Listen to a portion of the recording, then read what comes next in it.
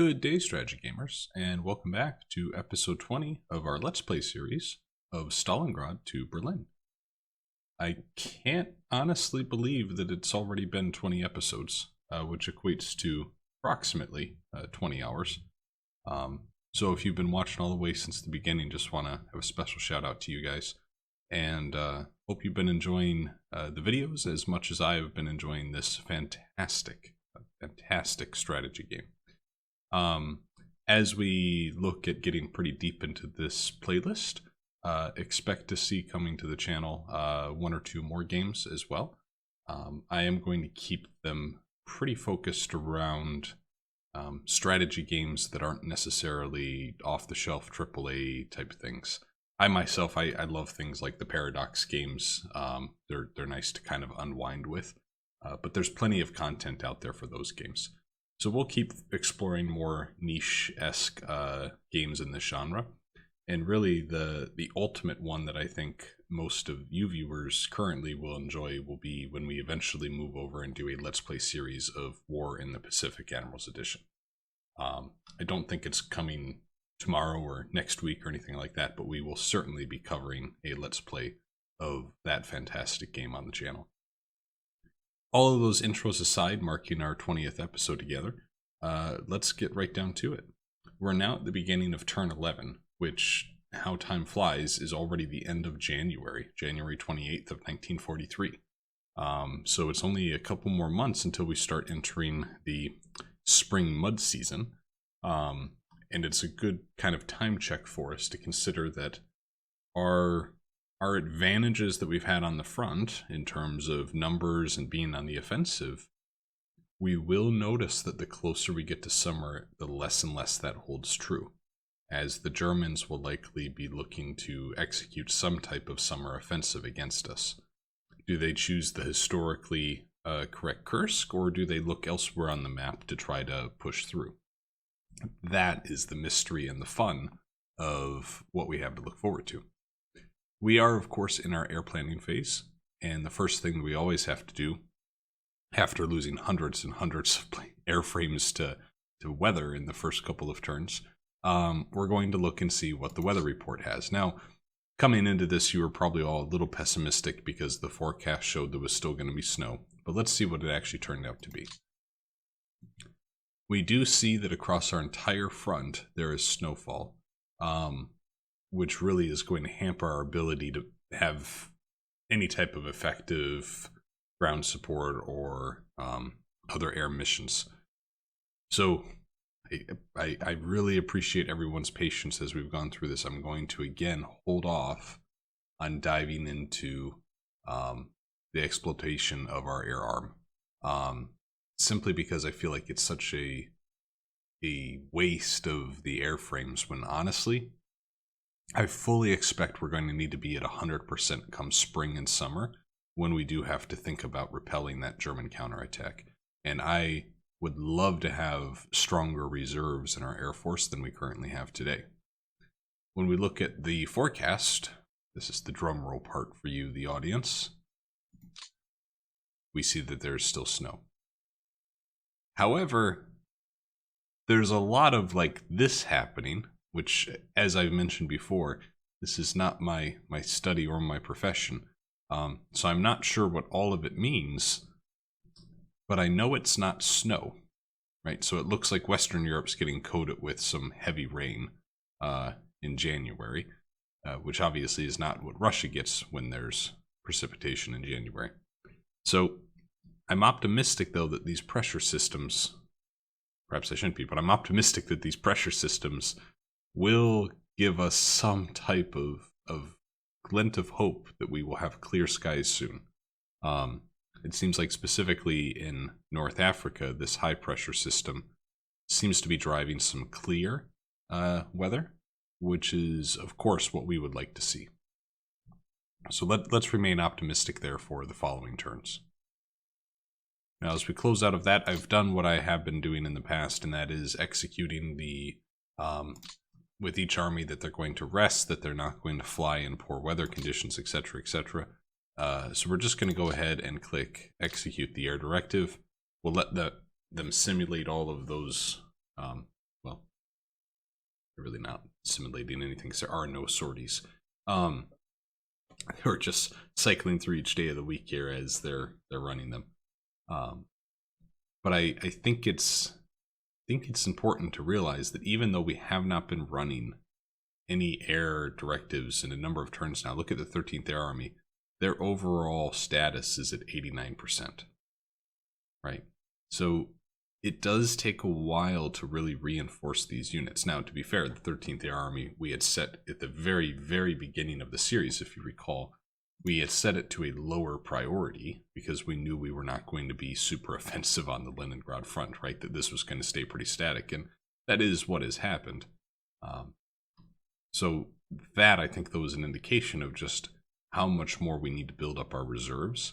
And when we look at our reserves for air, what we see here is that a lot of these air groups, hovering over them, right?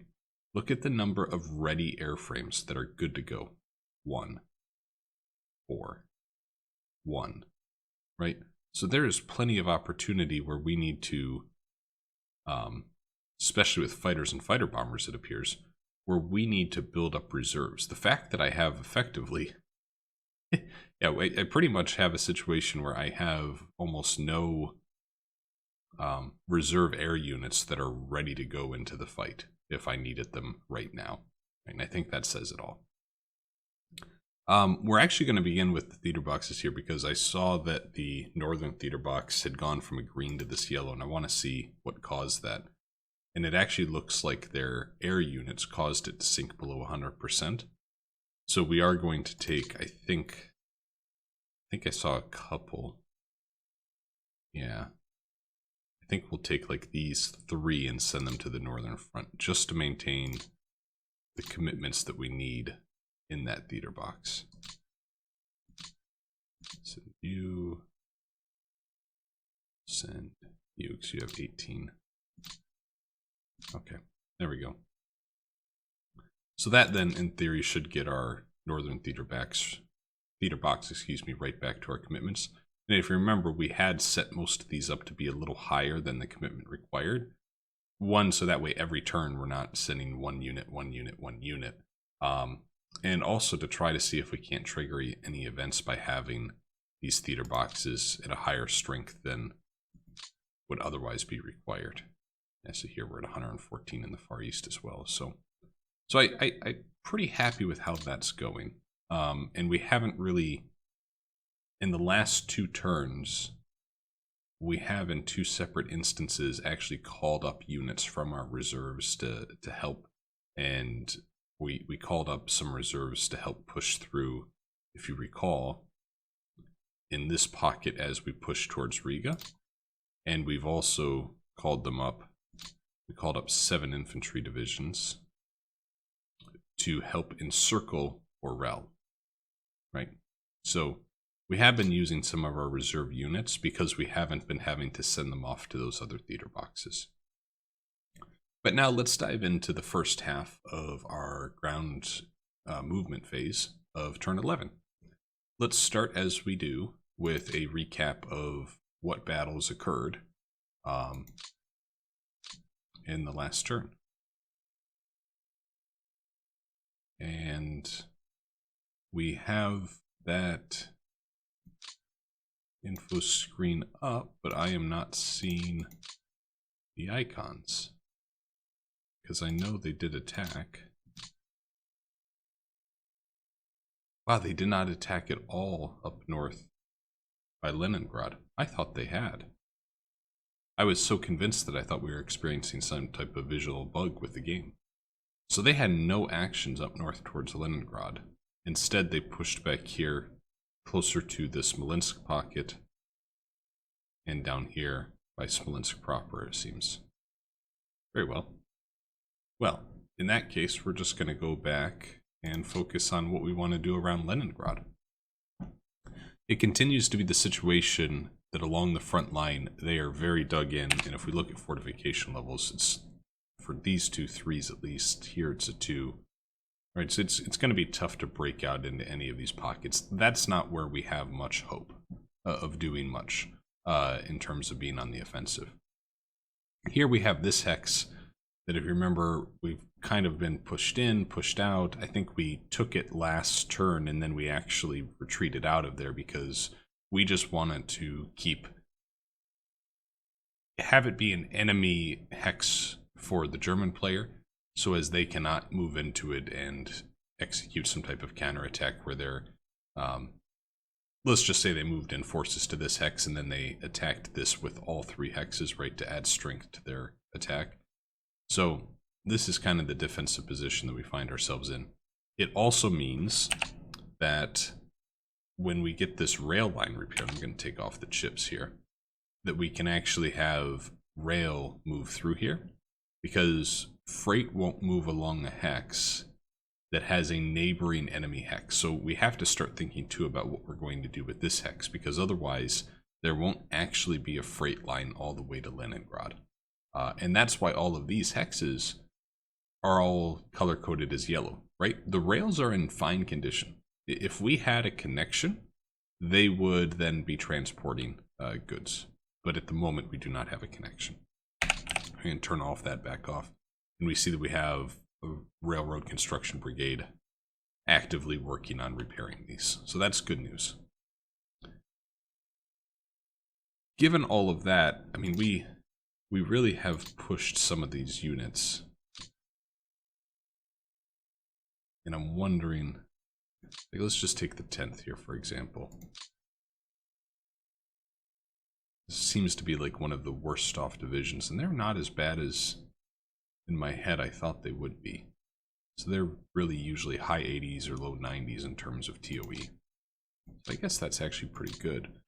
Point stands, though, that I don't know we have enough force to actually counterattack against a defensive value of 37, 45, or 85. Right? I mean, we need some significant forces to try to push through here, and I don't think it's going to be worth the squeeze. So I think instead what we're going to do is focus on having a reinforced defensive line here. And to help with that, for example, we're going to take this rifle division, and we're actually going to move it down here to this hex. So now we have a full stack defending here. And then it's also going to give us some options to counterattack should the situation arise. Right, so if we can build up this rifle division, that rifle division plus this rifle corps, maybe in the future we have a hope of, with some ground support, attacking against this hex here. So just even if we took them as they are today, right, that's 1-to-1. So if we can get that other rifle division built up, the 136, it's a threat that they need to worry about, and we're keeping everything with the same HQ unit here. Speaking of the HQ unit, I am going to move it up closer to the front line, I think. Well, maybe not, because I bet you these units are being supplied from that depot. One of them was. The others appear to be supplied from here. So I think we will just leave them right where they are, actually. Take off all those overlays. And then we come to the 2nd Shock Army, which was used to kind of clear out this pocket that we had back here. I think we're going to take the 2nd Shock Army, and we're actually going to move them down south and have them help with an advance down here, right? So like what I'm looking at is, could they maybe help break through in these 2 hexes? Or maybe down here in this area, right? Yeah, yes, let's think about that. So where do we have our depots? Okay, where are things being supplied from those depots? So I think what we will do is we will ultimately move the 2nd Shock Army down here to help push through. Okay, and take off all those overlays. And we're just going to have to, for now, move the HQ unit here. And then we need to take our 2nd Shock Army units and start their march south. Right. So we are redeploying this army, effectively. Move you down here. 2nd Shock Army, you can go there. And am I right in thinking that this army only has 3 divisions?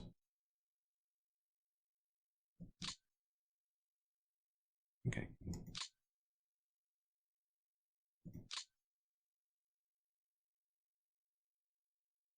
Yeah, so a lot of these are support units, right?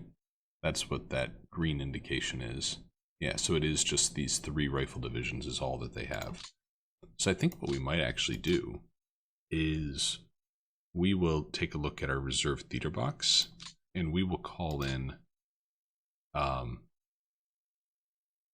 think we'll call in 2 rifle divisions if we have them available to help the 2nd Shock Army.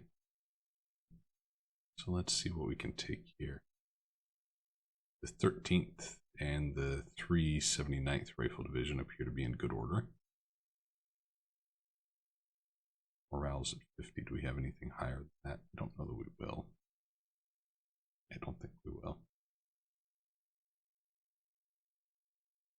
Let's actually take the 292nd, the 289th.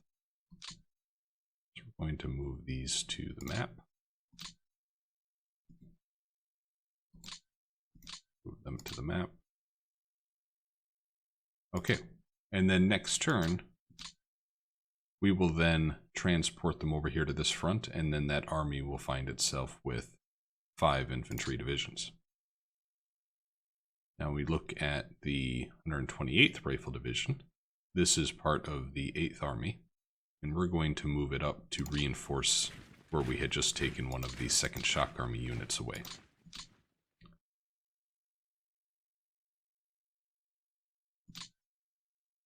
You, I think we're just going to keep in reserve. Is there a unit that maybe we want to take off the line? Yeah, you have 46 fatigues. We're going to take you off, and we're going to swap you with the 177th. There we go. Fair enough. Back here, you were part of the 8th Army. You were just... Oh, I remember. You 2 units, you were both routed, if I remember correctly, in the previous turns for the German forces. So we're actually going to move you to this rail line here. And we don't have enough to put you onto the actual HQ unit itself. But we're going to set both of you to refit status because you, if we look at your TOE, right, you're much closer to 25, 50, 60% on a lot of this stuff. So hopefully this helps speed up your recovery. Okay. You're part of the 54th Army, and I think we will move you up here to this hex. So then we start looking at it, and probably one of the only areas in this northern pocket we could counterattack in this turn would be with all of these units here, which is 30 to 20. I don't think that's going to be worth it, right? What I would rather do is with, for example, let's just look at this stack, these rifle divisions. I'd rather let their combat preparation points get up to 100 to then increase their combat value. Because you can just even see the difference between 11 and 30 is about 1 combat value. So if we can grow all of these to actually be, let's see if we have a good example. Yeah, so like this rifle division has a combat value of 82 and its, or excuse me, combat preparation of 82, its combat value is 5. So if we turn all of these 3s and 2s into 5s or even 6s, same thing here with this stack, suddenly that gives us a position where we probably have 2 to 1 or 3 to 1 odds against this unit, and we can more effectively break through, right? That's the logic there and what we're going to do. Now let's see, further down here in this southern pocket. So down here in this southern pocket, I do think we have more opportunity than we do when we look to the north here. Particularly this hex, I think if we can build up the strength of these units, we need to get this machine gun artillery unit out of there though, just call out. When we look at these units, we build up their strength, we add another unit to this stack here, we're already at 16 to 24. But maybe what we need to do... See, they've positioned themselves so well because... let's just pretend this unit isn't right here. What I would do is I would move into this hex with a strong enough force that they couldn't counterattack. I would then attack this unit, pushing them back, forcing them to build a wider perimeter, and then going into this hex, this hex, this hex, attacking here, right, and working our way down to Novgorod. But I don't think that's going to be possible because anything we move into here, I feel like it could be countered by this SS Panzergrenadier Division. It has an offensive combat value of 18, plus the Mountain Division, which is 7. So let's just do some math here, and we're going to round everything up a couple. So 26, and then down here they have 9.5, so 36 combat value attack. So when we look even here at these units, they're dug in with a fortification level of 2, and they've got a pretty high defensive value. Maybe I can still make that work. So where...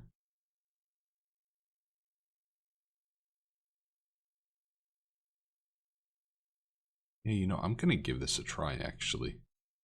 Maybe I'm being too cautious about a Panzergrenadier Division.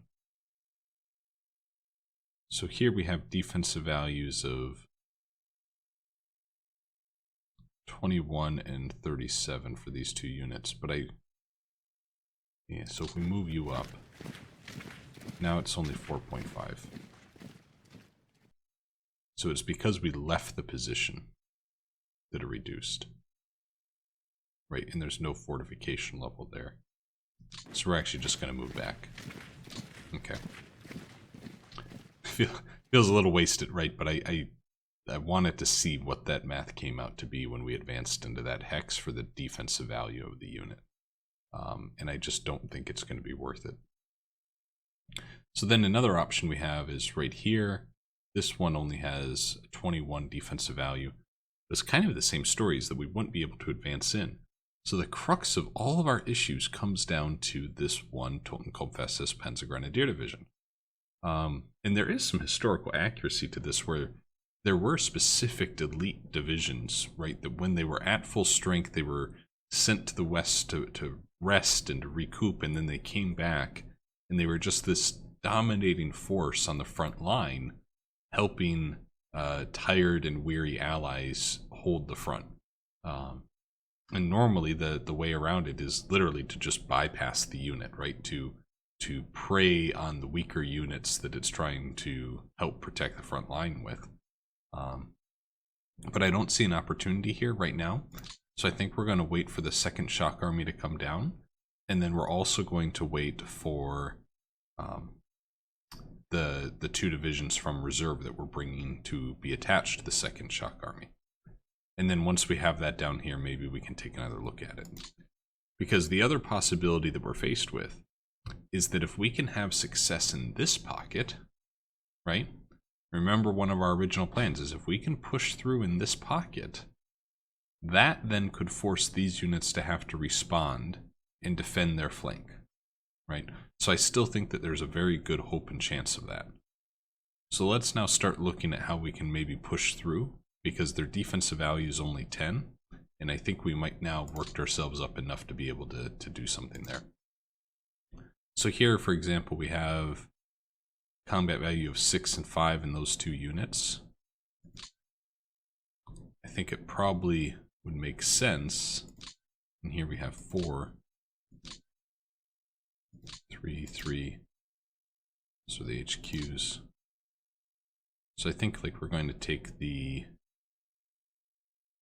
215th off the line, and we're going to move up the 375th. And then here we have these two, where we're actually going to take,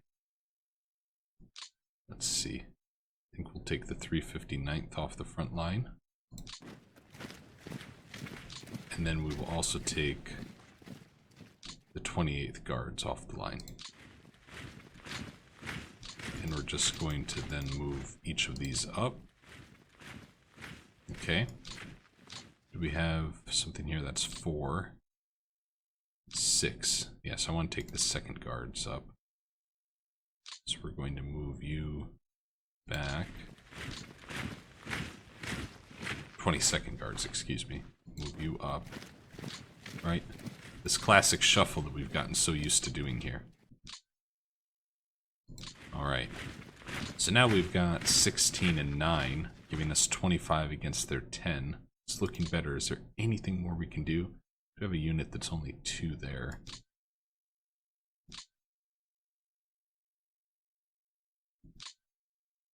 Don't know that we have any armor or anything back here that can make it to the front.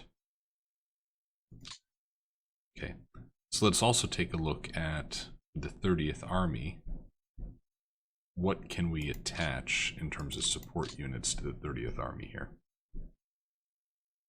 I think we will attach the 49th Ski Brigade, because we still have quite a bit of snow on the ground. And let's also take a look at the 380th Rifle Division. We're going to attach... I don't know if the motorcycle regiment makes that much sense given the current weather. So let's instead look at the 22nd Guards, see what they might have available. Yeah, so here we're going to attach the 482nd Separate Tank Battalion. Good. So now when we take these units, we're at 3-1. Let's do it. They retreat it. Good. Excellent. Excellent. Now, we're only going to take the strongest of the units from here. You see pretty high fatigue with some of those. Actually, almost all of them have pretty high fatigue. So what if instead we took, for example, this 43rd Guards, and we moved them up?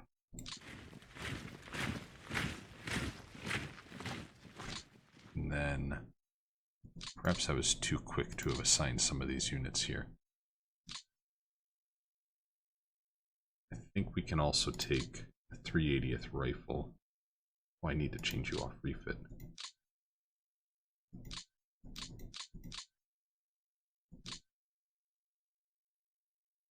We don't have enough there to move you. This 274th Rifle Division is looking pretty good. We can move you up. And then let's take you, the 182nd, and move you up. So now we have some pretty fresh units on the line, right? Aside from the guard unit, right? 21 fatigue, 50 fatigue, 17 fatigue, combat preps up on all of these.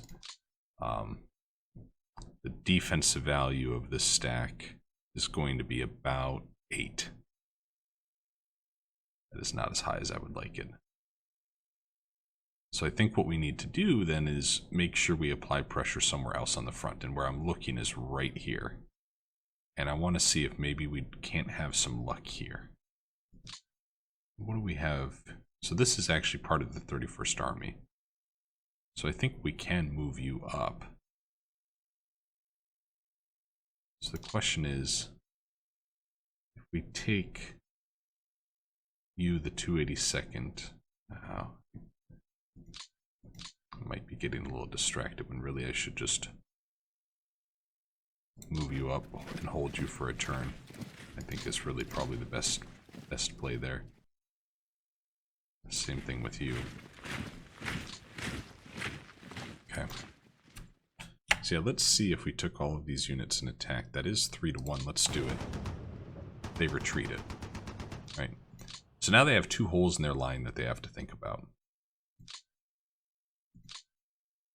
And I think this is the type of decision making that we want to force them into. Right, is what are they going to do? Because now I think they might find themselves asking, is the priority to knock them out of this hex, or is the priority to keep them from isolating, right, these 2 infantry divisions that are dug in here? I think now we'll do things like move the 170th Rifle up. That's a little too far for you, it looks like. Too far for you? Almost. What about over here? Those are rifle brigades. And actually, I'm going to take you and I'm going to, what's the term? Build you up to be the rifle corps. Right?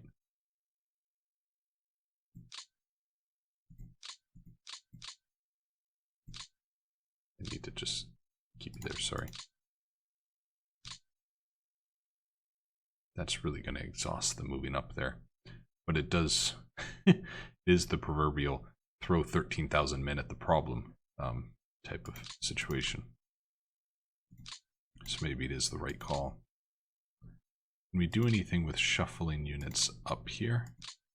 None of these had enough. Oh no, I'm sorry, some of them did have enough to move up into that hex, but the fatigue levels are pretty high. So maybe we don't want to move you up particularly. You know what? We're going to move them up, and we're going to move them up with the thought of they're a little, oh, I hate saying this, they're a little sacrificial, right? It's a little bit of look here, not here. And I think they will be forced to make a decision of, I hope they will be forced to make the decision of, do they counterattack in this hex or this hex? And I think no matter what they choose, we kind of come out to be the winner, right?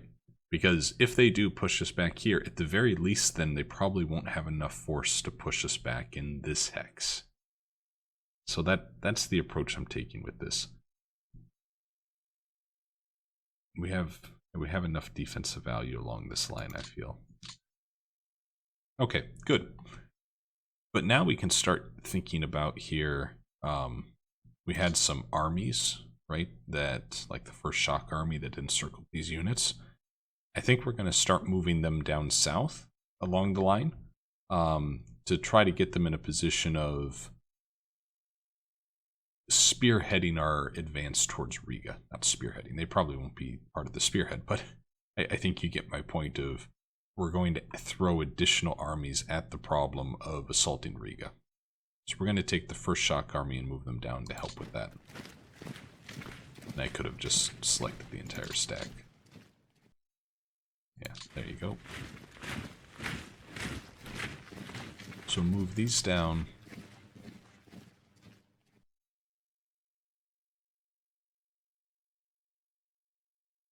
I think we'll take you there. We just want the unit from the first shock army. Yep, keep on going. I think we have to be mindful too of what impacts this might have over a couple of turns on our supply situation down here. Right, because these guys are expending supplies as they try to move up. Move the HQ now. Okay, good stuff. Then we also had the 34th Army and the 11th Army, and since some of these have actually already begun assisting the advance here, I think we're just going to move some of them up to be ready to switch out the front line when needed. So those are part of the 11th Army. We'll move you up. And then here, I think we might actually change you to refit. Just because you're already on the HQ and it just kind of makes sense. Their rifle brigade. Do we have other rifle brigades that are already broken down? I don't think so. So I think we will move you up. And then we get to the 34th Army. And I think the 34th Army we're going to bring in to help reinforce the 31st. The 31st is going to be a little focused right on putting pressure up here. So the 34th Army is going to kind of be the reserve unit, sitting behind and waiting to help out on this line. So is it better to move It's the best to move probably here. Take you to from the 34th Army. Move you up here.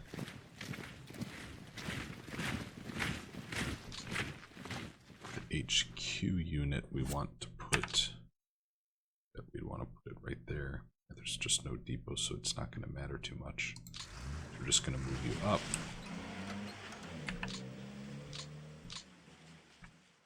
And then this is a fortified region. Don't really want you. So we just disband you probably. I think that probably makes the most sense. Just try to get back, right, these 3,500 men and the guns. So we're going to disband them. Okay. So a lot of activity here and a lot of progress here. So I'm pretty happy about how that turned out. Managed to take 2 hexes on the front. I think there's a decent chance that at the very least one of them does get pushed back, but I think it's unlikely that they're going to be able to divert enough forces to push back both hexes that we advanced into. So that's kind of our thought here. If we manage to keep both, then I think we're about to be on a bit of a roll up here, honestly. So I'd be excited if that is the situation. Looking a little further down, I mean, these are all very well dug in. It doesn't make much sense for us to be aggressive there, especially as if we take off that fortification layer, right? A number of these are actually units that do have some supply concerns because they're sitting in the middle of a swampy area with no lines of supply to them, right? If we look at that the number key 8, right, overlay of where they're getting their supply from, it's all coming from here, and that depot, look at how much that depot is supplying, right?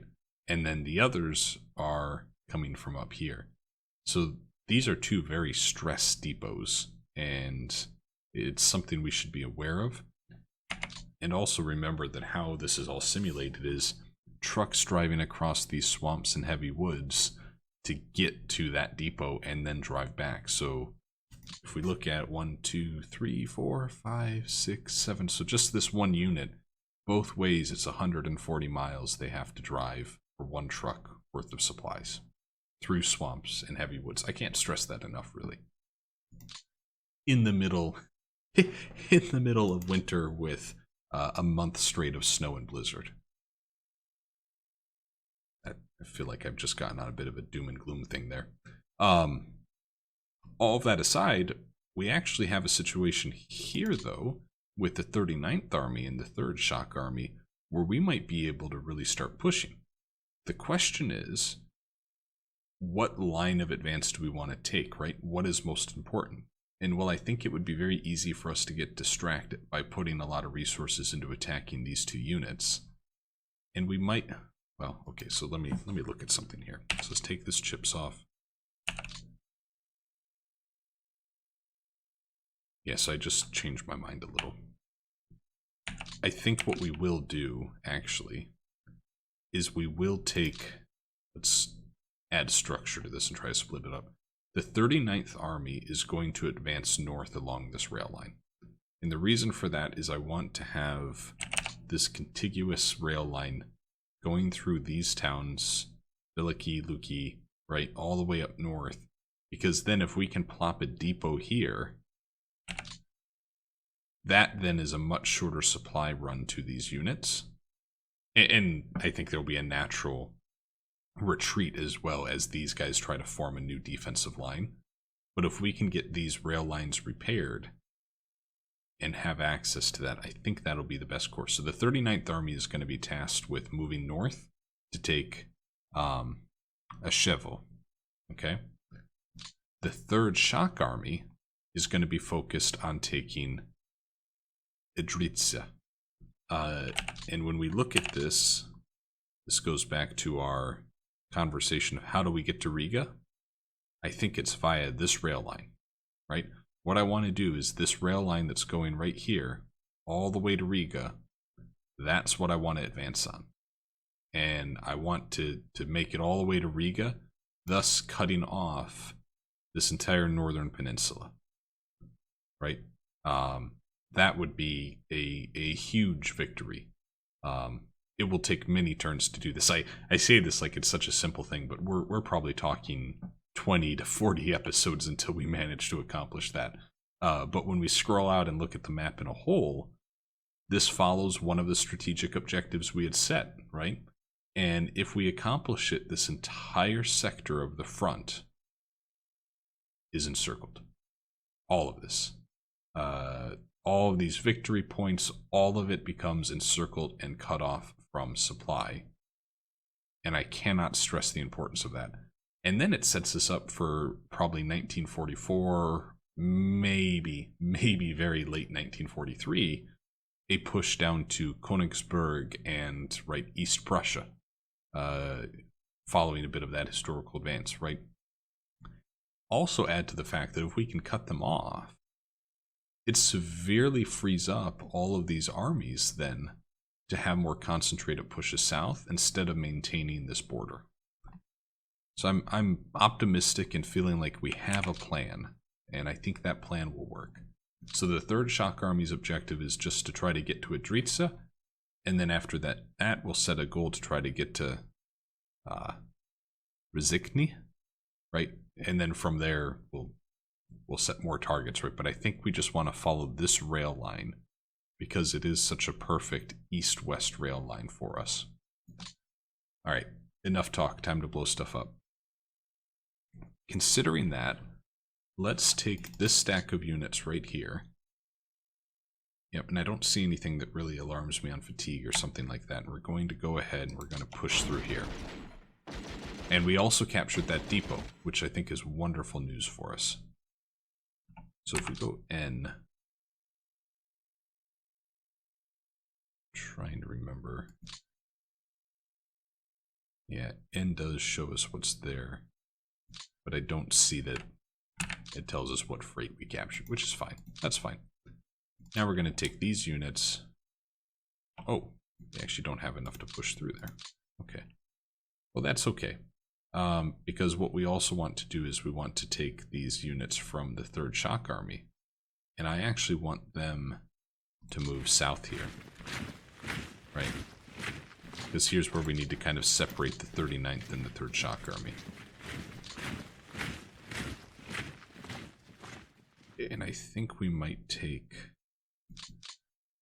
Nope, we're not going to move into that hex when it's going to take all of our movement. We're going to move you up. And now we can move in these units, right? So now we have a bit of a defensive position there. They don't have nearly enough combat value to counterattack us there, which is good. This feels like it'd be a mistake to attack the end. It's 1-1, so we're not going to do that. Back to the 3rd Shock Army. Right, so it didn't feel like much, but we captured a depot, we captured a rail hex, we captured this hex, moved into it. It's actually quite a bit to be accomplished there in one turn, considering half of the 39th Army is in little to no supply right now. Oh my gosh, look at this unit has 30% of supplies left. General supplies being food. So their situation, literally is desperate. Here we have this 101st Rifle Brigade. I think we might move them up closer to the front line. I'm assuming actually that they got pushed back and that we have other rifle brigades here. Yeah, we do. Okay. So we're going to put you onto the HQ unit for a refit. Right. Let you recover a little, because when we look at your TOE, yeah, you're at half or nothing.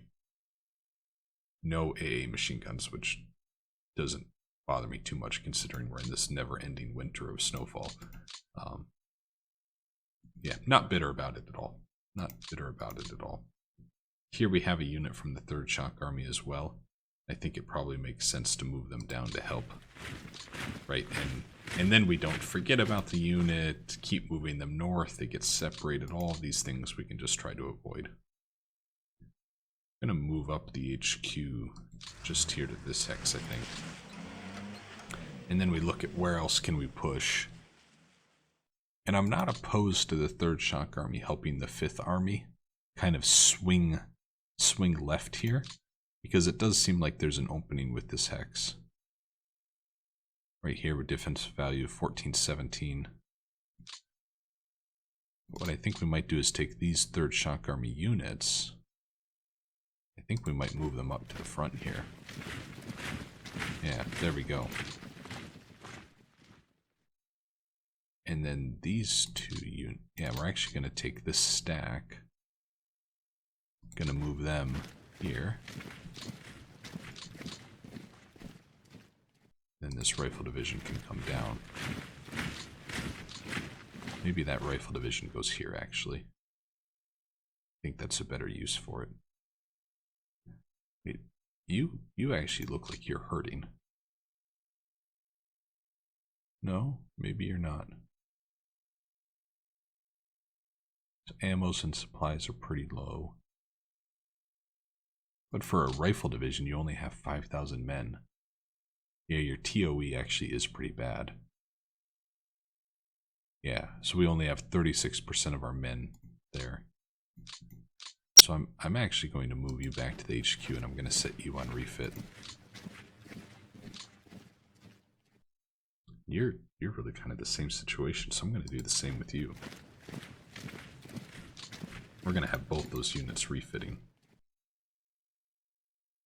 Wow, the 3rd Shock Army has seen some action.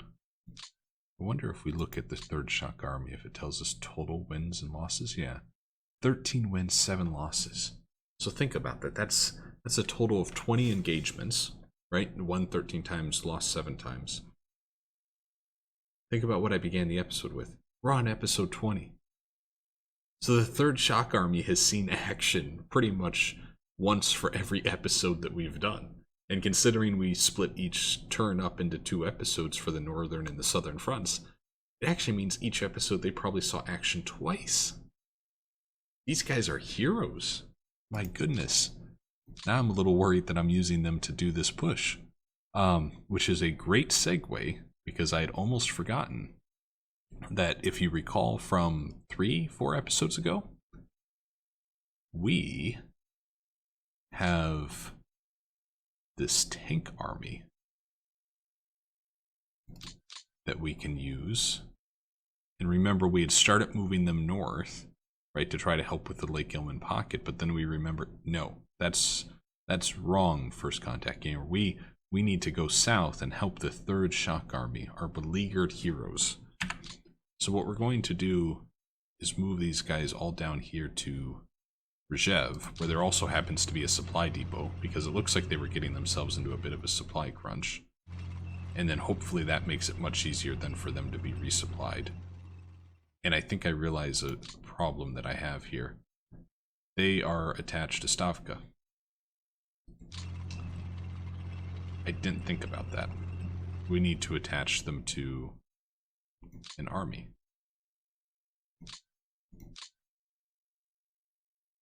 So if we go here, oh, sorry, didn't want to actually click that.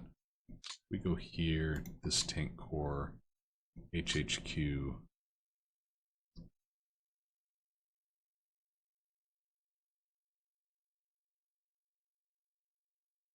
Yeah, let's see.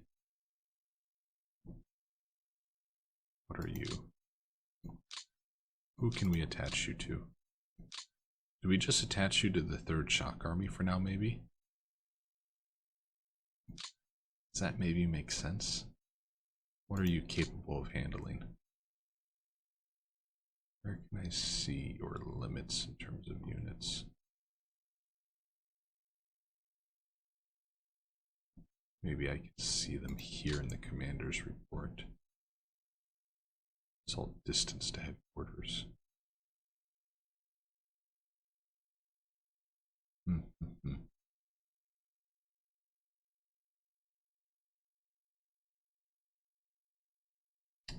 All right.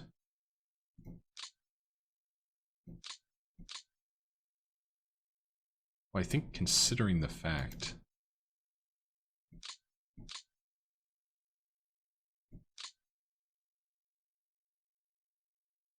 I think we might need to form like a new HQ here. So let's see. All right, so I just did a bit of a search off camera, and it turns out that you can't build new HQ units. So the HQ units that we have are the HQ units we're stuck with. And since there isn't actually a technical limit to an HQ capacity for units assigned to it, right? That's less of a problem. You do get deductions, though, it should be noted, for the command structure, right, if you exceed the capacity of that commander in that HQ. So I think what we're actually going to do is we're going to take these units here, and we're just going to assign them to the nearest HQ unit, so then they can try to get some resupply a little closer to them. So they got assigned to the 22nd Army, which I was assuming would be this here, which is fine. Okay. And also assign you. Good. So these are now all part of the 22nd Army. The 22nd Army was getting their supplies from, looks like this depot right here. So that's not going to be too far for them to have to go. I think we will take 2 of them and just go 1 further south, because we have to go on this rail line anyways. And then what we'll do is next turn, we will move them further west, and when they get within range, we'll attach them to the 3rd Shock Army. I'm also in my head debating I might attach them to the 5th Army, just because it does appear that the 5th Army only has 6 units, whereas the 3rd Shock Army has 13 currently under control. So I think it might make sense to attach them to the 5th Army. And I kind of like the sound of the 5th Army. It resonates with me. So we'll see how that all plays out in the next turn, in the next episodes. So we didn't forget about moving those over, which is good. We'll continue on the line here. We had moved up some units just to refresh, right? 3rd Shock Army moved up and created a front line here. The 5th Army probably has some opportunity to attack here. So here we have combat value total of 18 versus their 7. It's not quite 3 to 1, but it is pretty high. Let's take a look at the units to see if there would be outstanding circumstances that would say let's not do it. I'm not seeing any. Let's also now go to this rifle division and assign support units. Let's assign some tank brigades to some of these rifle divisions to try to help with the offensive that we have upcoming. Okay. So if we take all of these units and attack here, it's 23 to 8, which is pretty close to 3 to 1. So I think we're going to go ahead and do that. The Luftwaffe Field Division was routed, the Infantry Division was retreated. Good news. I don't think we're going to advance, though, because we now have units that have fatigues around the 50 mark, which is kind of my mental threshold to say, nah, we're okay. We don't need to move up.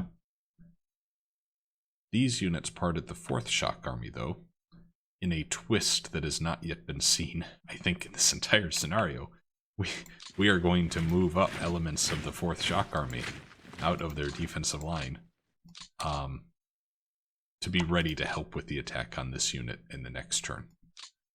Right, and I'm hopeful that they'll recognize the situation and they'll even just retreat, thus allowing us to push the 5th Army up, and we're going to start building a bit of a bubble, right, from kind of think of this this latitude of a defensive line around Dresda, right? That's where the 5th Army is going to be, is on the south side. The 3rd Shock Army is going to be the north, right? So those two armies are going to form the north and the south of our advance.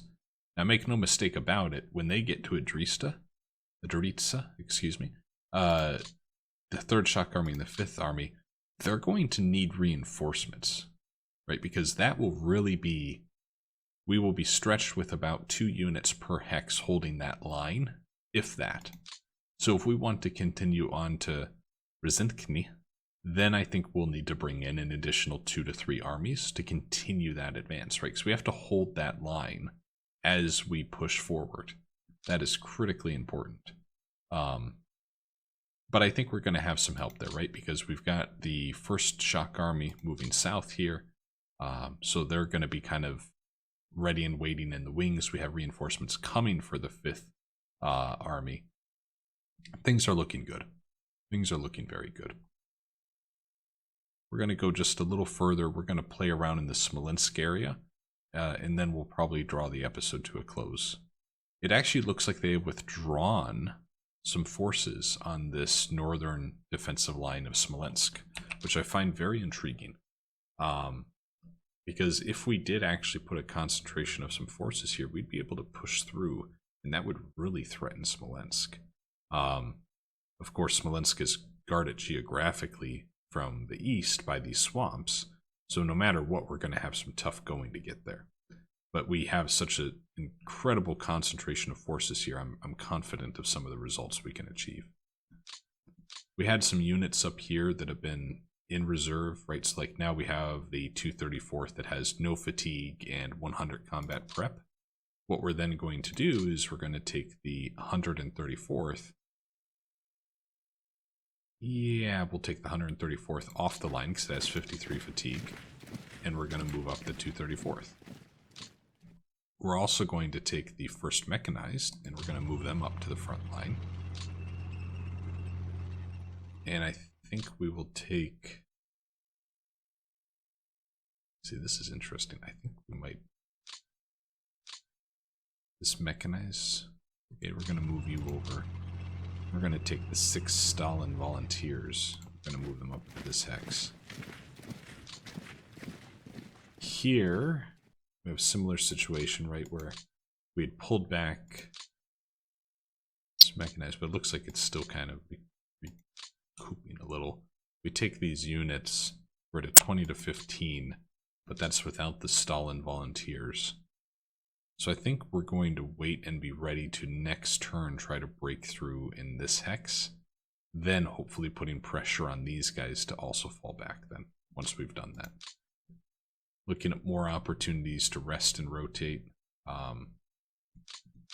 think we might take this 3rd Mechanized and pull them back. And instead, we'll take this 155th Rifle and move them up.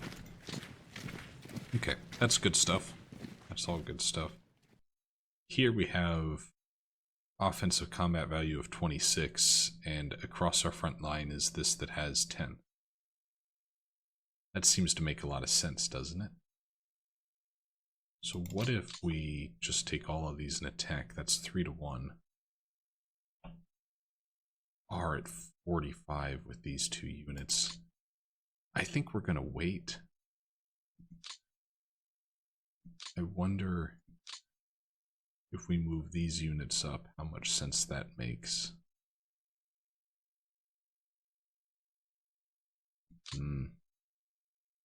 These 2 infantry divisions. I am tempted to move you up, but we're going to hold again. I want so badly to just push through right here, but I look at these units and I think, okay, right now they're at 26 combat value offensively with this stack, which is just amazing. But then I sit there and I go, well, 2 of you have nearly 50% fatigue. And your combat preparation is next to nothing. Imagine what you could do if you didn't have those circumstances. So we're going to take 7th Guard and move them here. And I think we'll also take the 6th Tank Corps and move them there. Just to try to increase that combat prep and reduce that fatigue. Looking down here, this one might just be too good to not go after. They have a defensive value of 4, fortification level of 2. If we... Let's see. We move into this hex with you. And if we move in with the 247th. And then if we take... Do we not have enough movement to move into this hex, really? Oh wow, we don't. So there must be some geography there that's making that very difficult. So you're going from heavy woods to swamp. Sure, but it's not like there's a river crossing. Anyways, getting distracted.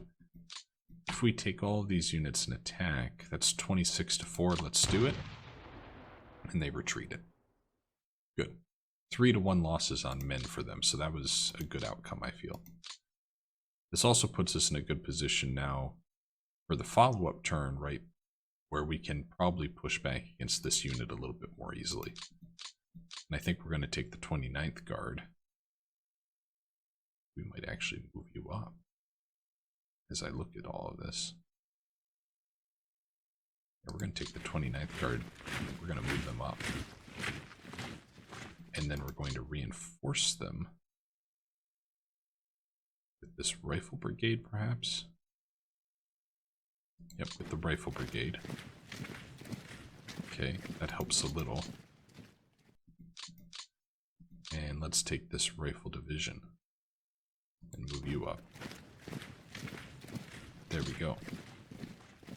So now we have a defensive value there in that hex of about 10, call it, right? Which is not enough for these two units, even if they both join forces to counterattack. If they move these infantry divisions down, that's probably a different story. But again, that forces them to not have their optimal defensive line, right? Putting some pressure on them. That's one of the goals, right? It also helps immensely too that the supply situation has gotten much better here, as our rail repair units have worked on repairing the rail lines, right? So like next turn, these two rail hexes are going to be repaired. Then these two rail hexes are going to be repaired, which then connects two lines of supply right here from Rzhev and what's currently coming from Moscow. So all in all, some really good stuff happening there. And I think this is probably going to be a good area to close out the episode is with these actions we've had around the north of Smolensk. In the next episode, we're going to finish up turn 11 by going down further along the line. This one has proven to be a little bit of a longer episode because of how much ground combat we have, and I don't see that changing as we get near Stalingrad. So we'll probably look to introduce a shorter or quicker mechanic in the second episode of the turn, but we will still touch on something regardless of how much time it adds to the episode. With that, thank you so much everyone for taking a watch of the video. As always, comments, feedbacks, or suggestions that you may have for the game, the series, or the videos, please leave them in the comments. I'd love to hear from you. And if you feel like you can, please like or subscribe to the channel and the series to help get the name of the game out there and to try to get this introductory Let's Play for newer players more accessible and visible to them, as it can be a pretty daunting game if you don't have some type of aid to walk you through it. With that, have yourselves a great day, strategy gamers. Bye now.